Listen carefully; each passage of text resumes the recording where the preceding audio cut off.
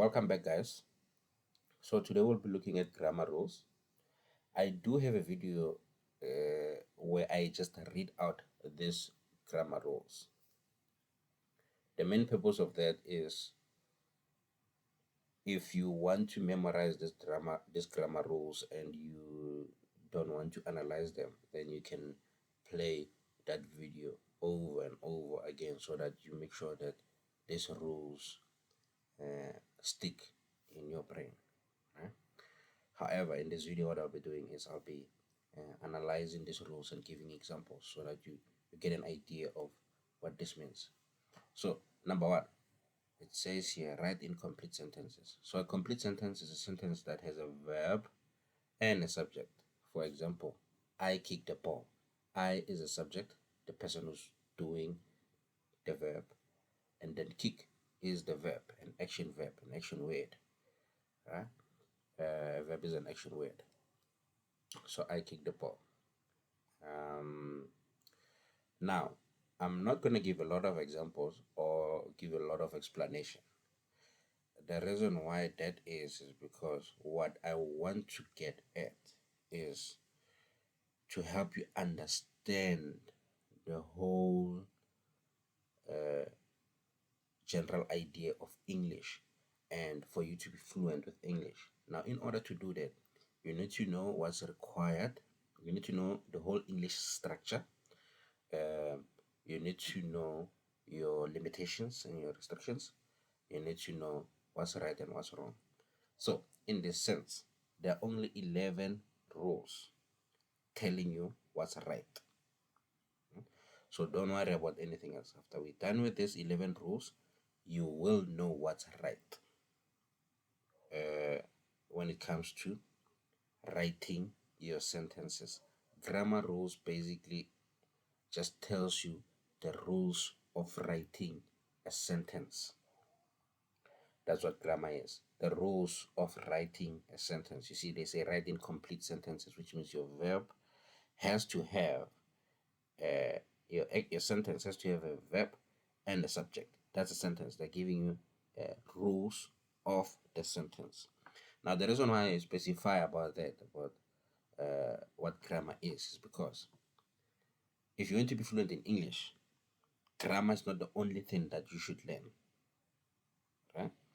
You should also increase your vocabulary. I have videos on that. You should also increase your vocabulary, meaning the number of words that you know in English. Right?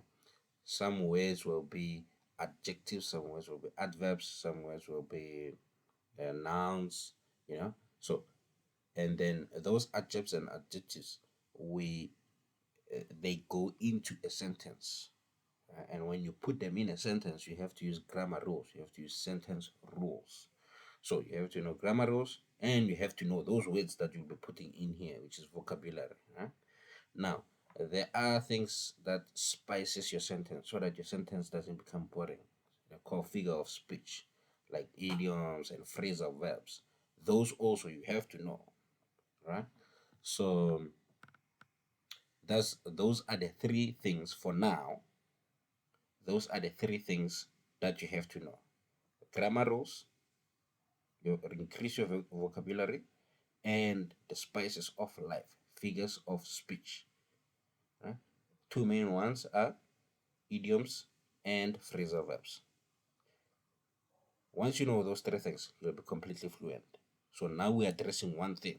I've already addressed the vocabulary issue. I have videos on vocabulary. So there you should be sorted. Now we're addressing number two, grammar rules. Right? And then afterwards, we will address what's the third one? I just mentioned it now, I forgot it. However, don't worry about it. We will address it. The spices of life, the figures of speech, and the idioms and the phrasal verbs. Yeah. So now let's deal with number two. So write incomplete sentences. After you learn how to write incomplete sentences, that's easy. I'll make more videos on this. You can also watch other channels to so that you can get as many examples of grammar rules as possible, right? But then the nice thing about grammar rules is that every time you watch a movie or every time you hear someone speaking English, you're already getting some of those rules because it gives you an idea of what a complete sentence is. However, uh, that information is unstructured and it's very difficult to memorize unstructured information. So you need videos like this where you actually get examples and where somebody actually analyzes that information for you. You know. So I gave you an example of complete sentences. Number two, make your subjects and verb agree. This means that in your sentence, as we talked about, you will have a subject and you will have a verb. Those two things should agree in terms of number, right? So let's say, for example, if you say the river flows, river is the subject and it's only one. It's one river, it's not rivers. The river, if it's one, is singular, then which means your verb will have to be singular as well, so that they agree, which means if you use singular subject, use a singular verb. If you use a plural subject, use plural verbs, right?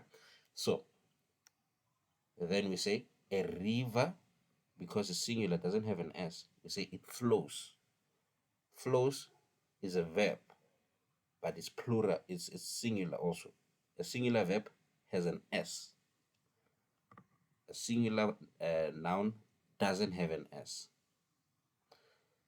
If you make the noun or the subject plural and you say the rivers,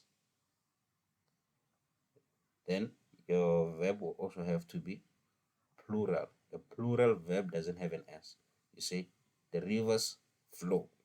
You remove an S. So that's basically what number two means. If you use singular subject, your verb has to be also singular. If you use plural verbs, your subjects also will have to be plural. Huh? Number three, link your ideas with a conjunction or a semicolon. So this basically means that now what happens if you have two sentences? You will have to link them using a conjunction. A conjunction are words that combine sentences like and, or, yet, right? There are a lot of them. However, consequently, nevertheless, there are a lot of them. Watch more videos. I'll make videos on this. You'll learn more about this. So I just want to give an example quickly. I went to school and learned English. So you see, I used and there because there are two sentences. I went to school is one sentence. Learned something is another sentence. I combine them with and. Now, when would you use a semicolon? If you have two complete sentences, you cannot combine them with and, right? Otherwise, you'll run into an error called comma splice, meaning you're trying to combine two complete sentences using a comma. That's not allowed. If it's two complete sentences, you either put a full stop there or you put a semicolon there, right? Use a semicolon the same way you'd use a full stop.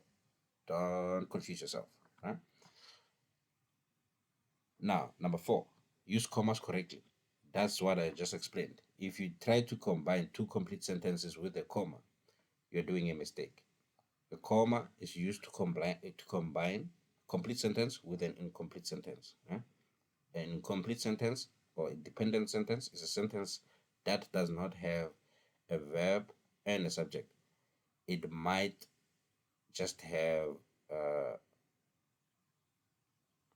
verb. So it will depend on another sentence. For example, if I say to you, and learned something, that doesn't make sense, isn't it? You want to know what you will say to me. What are you talking about? Then I'll have to say, no, I went to school and learned something. Number five, use a serial comma when needed. A serial comma is a comma that's in a list, right? So you join a list using commas. If you say apples, oranges, and bananas, then you join those using a comma, isn't it? So a serial comma is a comma that comes before end. Some people don't use it, some people use it. You don't have to worry about this one, really. So we can just say, okay, this rule we're a bit relaxed about, right? Whether you use it or you don't use it, you're correct. That's why we don't worry about it. So let's not uh, spend too much of our energy on that. There are things that we need to spend our energy on, and let's rather do that. Number six, use active voice. So active voice, for example, I wrote the report. It emphasizes on who wrote the report. And then passive voice. There's a thing called passive voice. It doesn't the emphasis is not on the subject. The emphasis is on the object. For example, the report is written. It doesn't specify who wrote the report. It doesn't talk about the subject. It just talks about the object. The report is written. We don't know who wrote it. So in this rule says, for you to make sense, rather use active voice so that we know who wrote the report. You can say Jerry wrote the report. You specify it. Basically, this just means specify the subject. This rule. You don't have to, right? It just say it's just this rule. It's just a matter of making sure that your your audience understands what you say. And then, uh, oh guys, please remember to like and subscribe. Number seven, use the correct verb tense. I'll make a video on verb tense. Verb tense just basically means uh, it shows the time your action was done, right? Can be done in the past, present, or future. For example, he kicked the ball. I kicked the ball. He will kick the ball in the future. But there are 16 of them or 12. I forgot the number. And they're very confusing. So I'll make a video uh, specifically for that, which brings us to a nice point for us to summarize. Now, so far, all these rules that I've explained, you can just memorize them easily. The only confusing rule here is rule number 7, which is verb tense, because there are a lot of them and they are confusing. So we'll create a separate video for that. So the good news is all the other rules, they are very easy to follow, right? You just need to practice them just maybe 3 times. That's it. Verb tense, you need to practice them a lot, right? So good news about grammar, most of the grammar is easy. Only verb tense, that's the area where we need a lot of practice. That's the good news. Only one thing. So number 8, keep your verb tense consistent. So this basically means that if you are working in past tense, your whole sentence should be in past tense, right? Or if it switches, then that switch should be consistent, you know. So you will get to see this when we do verb tense. That's not a problem. Number 9, only use apostrophes for possessive nouns and contractions. This just basically means that a lot of people confuse contractions with what do they call it? With possessives, right? So when it's a contraction, for example, it is, you can shorten that by using an apostrophe. Or when when something belongs to someone, then you can show possession by using an apostrophe to say it's you know I'll give an example of this in a separate video. Most people don't get confused with this, right? And if you do, the good news is you can solve this by watching one specific video that focuses on this. It's easy, so don't worry about it. Remember, I don't want to make this video too long. This is not school where you have to attend classes for 45 minutes. No, I'm already overboard. So my main point is for me to show you this is that there are 9 basic rules. No, there are 11 basic rules, but only about 9 of them are important. Right?